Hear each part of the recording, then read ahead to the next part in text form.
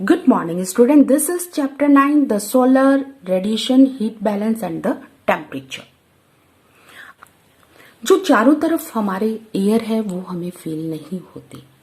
हम एयर को अपने सांस में लेते हैं, बाहर निकालते हैं, लेकिन हमें जब वो फील तभी होती है जबकि वो मोशन के अंदर होती है। It means air in motion is wind. जब वो विंड के फॉर्म में एक जगह से दूसरी जगह पे यहाँ पे ब्लो करती है तब हमें वो एयर फील होता है।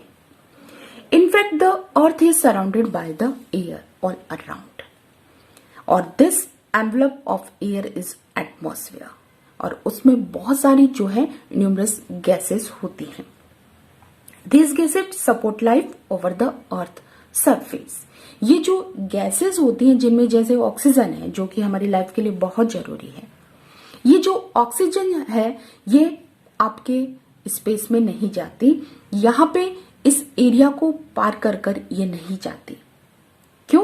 क्योंकि आपका ये जो है वो एटमॉस्फेयर इसे बाहर जाने से रोकता है। ये जो आपका ब्लैंकेट जो है वो इसको बाहर जाने से रोकता है। तो दूसरी तरफ यही एटमॉस्फेयर जो ब्लैंकेट के रूप में प्रोटेक्शन हमें देता है वो सन से आने वाली जो हार्मफुल रेज हैं उनसे भी हमारी रक्षा करता है, उससे भी हमारा प्रोटेक्शन करता है। For example UV rays. UV rays जो होती है वो डायरेक्ट आपके बॉडी को अगर वो लगती है तो इट मीन्स आपको कैंसर हो सकता है या फिर सनबर्न हो सकता है, जिससे ये एटमॉस्फेयर जो है हमें प्रोटेक्शन देता है। The earth receive almost of its energy from the sun. The earth has turned radiation back to space, the energy received from the sun. जो हम सन से एनर्जी लेते हैं, इट मीन्स हमारी जो अर्थ है उसकी एनर्जी का मेन सोर्स है सन। इट मीन्स सन से ही अर्थ को एनर्जी मिलती है और बदले में वह उसको लौटाने की कोशिश भी करती है, उसको बैक भी करती है। इट मीन्स सारी की सारी जो है हमारे यहाँ पे जो है अर्थ सारी की सारी हीट को ऑब्जॉर्व नहीं करता, बल्कि ये एटमॉस्फेयर में से जो है हीट जो है वो कुछ ही पार्ट में हम बोल सकते हैं फिल्टर होकर हमारे पास आती है और बाकी की जो है रिटर्न हो जाती है। As a result the earth neither warm up not does its cooled over a period of time. न तो ज्यादा ठंडा हो पाता है न ज्यादा ये गर्म हो पाता है। अब ये जो अर्थ जो हीट रिसीव करती है ये डिफरेंट पार्ट में सेम नहीं होती। इट मीन्स जो अर्थ सन की हीट को रिसीव करती है, आप पूरी इस पार्ट की बात कर ली, इसके डिफरेंट पार्ट की बात करते हैं तो वो सेम अमाउंट में रिसीव नहीं कर पाती। उसके पीछे बहुत सारे कॉजेज हैं और उसी के चलते यहाँ पे हमें डिफरेंट पार्ट में डिफरेंट एयर प्रेशर देखने को मिलते हैं। अब यहाँ पे क्या होता है कि देखिए हमने सबसे पहले बोला कि आपकी जो अर्थ की जो शेप है वो राउंड शेप नहीं है उसकी। सेकेंड, ये जो है थोड़ा टिल्टेड है, इट मीन्स 23.5 डिग्री ये झुका हुआ है, जिसके चलते यहाँ पे सेम अमाउंट जो है वो अर्थ हीट की रिसीव नहीं करता है। अब जब एक जैसा अमाउंट सारी जगह पे नहीं है तो ऐसे कंडीशन में वो एरिया जहां पे टेम्परेचर हाई है वहां पे लो प्रेशर होगा। इट मीन्स विंड का प्रेशर वहां पे लो होगा। तो दूसरे वो एरिया जहां पर हीट रिसीव नहीं की जाती वहां पे टेम्परेचर जो है वो लो रहेगा और प्रेशर हाई होगा। और हमेशा पता है कि हाई प्रेशर्स की जो विंड्स हैं वो लो प्रेशर की तरफ मूव करती हैं और this lead to transfer of heat from one region to the other by the winds. और इस चैप्टर में हम एक्सप्लेन करेंगे process of heating and cooling of the atmosphere. So the very first, what is solar radiation. तो ये solar radiation क्या होता है? अभी हमने बताया कि जो अर्थ है वो आपके हीट सन से हीट को जो है लेती है। इट मीन्स ये एनर्जी जो है वो सन से रिसीव करती है।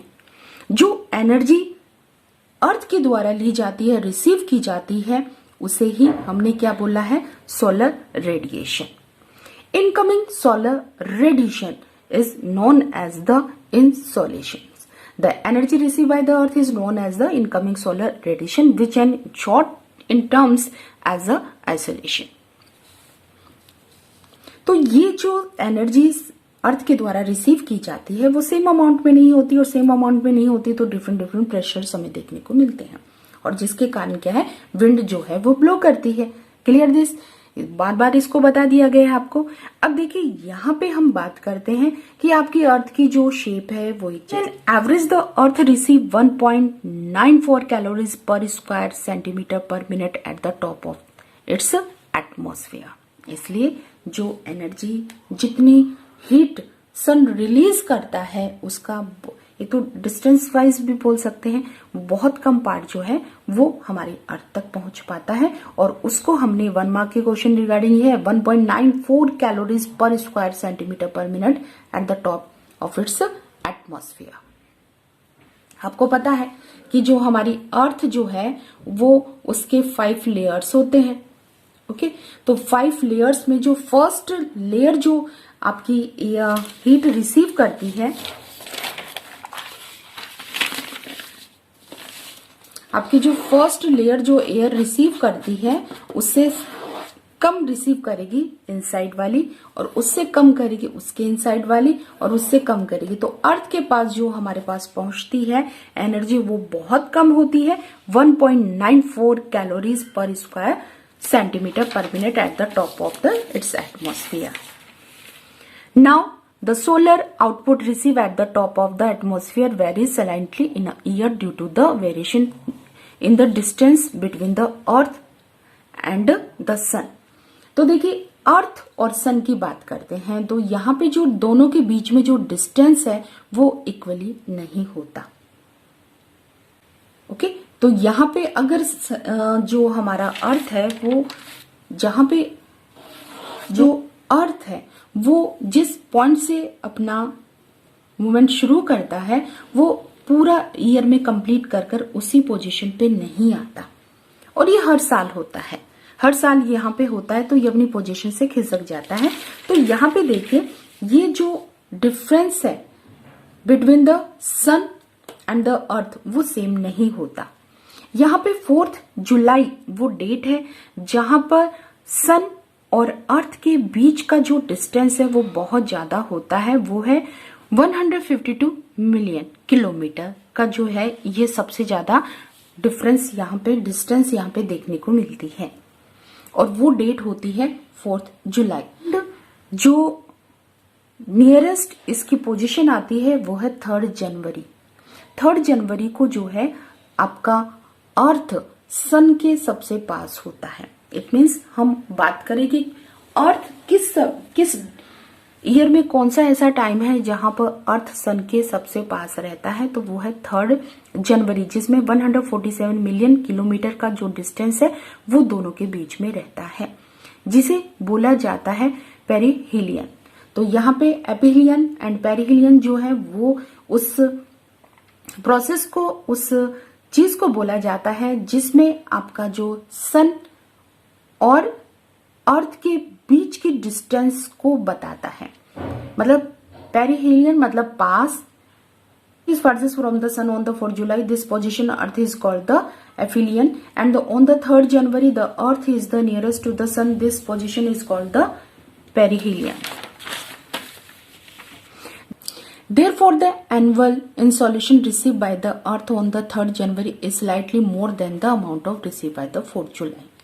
Okay, so solar radiation taken by the earth in the 2 form. The first is photosynthesis, the second is absorbed by earth. तो आपको पता है कि प्लांट जब फूड अपना बनाते हैं तो उन्हें एनर्जी की रिक्वायरमेंट होती है, और ये एनर्जी जो है उनको सन से मिलती है, जिसे solar energy converted biochemical energy में कन्वर्ट करते हैं, अपने फूड को वो बनाते हैं। तो दूसरी तरफ जो एनर्जी है वो सरफेस एंड एटमॉस्फेयर के द्वारा ली जाती है सन के। इट मीन सन जो एनर्जी जनरेट करता है वो हमारे सरफेस और एटमॉस्फेयर के द्वारा अब्जॉर्व की जाती है, due to which heat increases and the temperature increases on the earth. How the transfer of the heat from solar radiation takes place? तो देखिए टाइप्स ऑफ हीट की बात करते हैं, sensible heat and the latent heat.